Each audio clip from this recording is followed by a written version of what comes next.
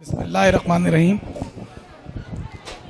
11 रबी अव्वल की रात है, 12 रबी शुरू हो चुकी है और नबी मेहरबान का जश्न मनाया जा रहा है जहाँ देखें हर तरफ।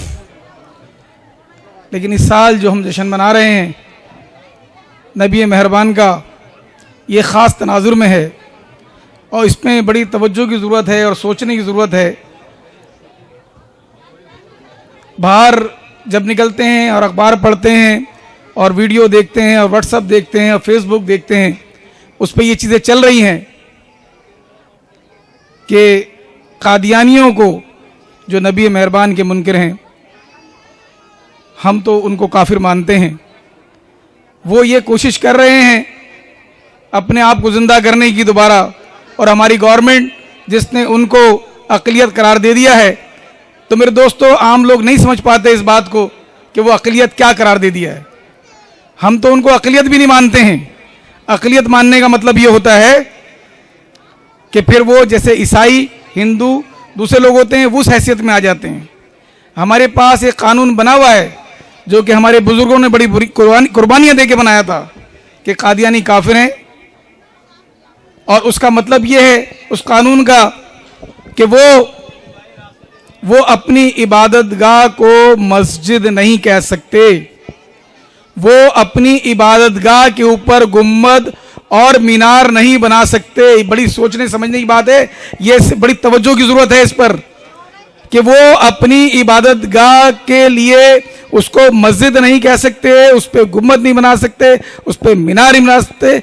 ये कौमी असम्बली ने कानून पास किया है। वो अजान नहीं दे सकते, वो अपने आप को मुसलमान नहीं कह सकते, वो अपनी तबलीग नहीं कर सकते, वो कोई जलसा नहीं कर सकते।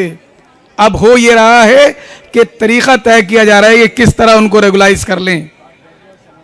हम अक़लियत क्यों मान लें उनको? अक़लियत तो वो अक़लियत है ही नहीं, वो कुछ भी नहीं है, वो कुछ भी नहीं है।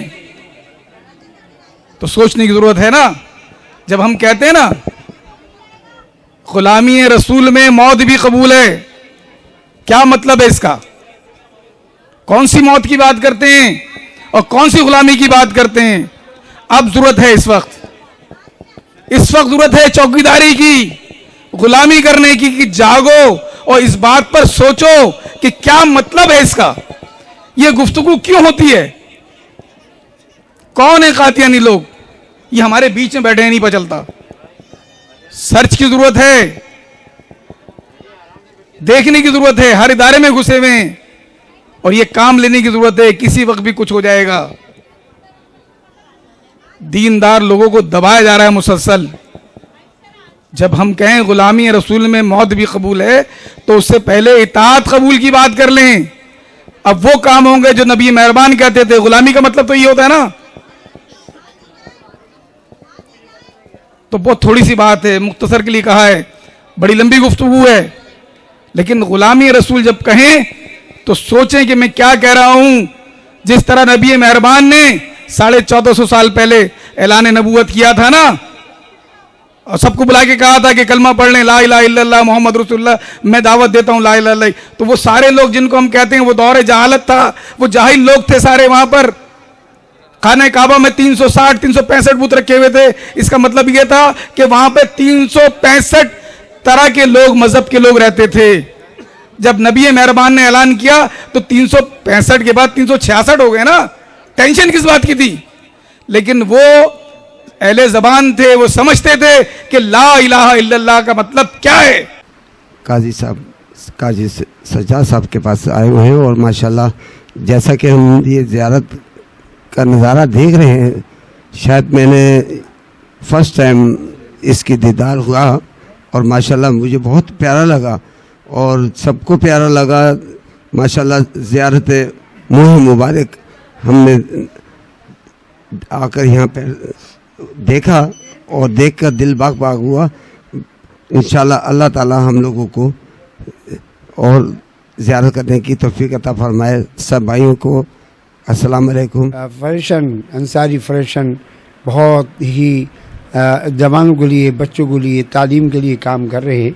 अल्लाह तबारक व तआला इनकी इस मिशन में कामयाबी कामरानी अता फरमाए। हमारी दुआओं को शिफ़ा कबूल नसीब इन्नल्लाह व मलाइकतहु युसल्लूना अलन नबी या अय्युहल्लज़ीना आमनू सल्लु अलैहि व सल्लिमू तस्लीमा अल्लाहुम्मा सल्लि अला सय्यिदिना व शफ़ीअना व हबीबिना करीमिना मौलाना मुहम्मद व बारिक व सल्लिम अलैहि सुब्हान रब्बिका रब्बिल इज़्ज़ति अम्मा यसिफून व सलामुन अलल मुरसलीन वल्हम्दुलिल्लाह।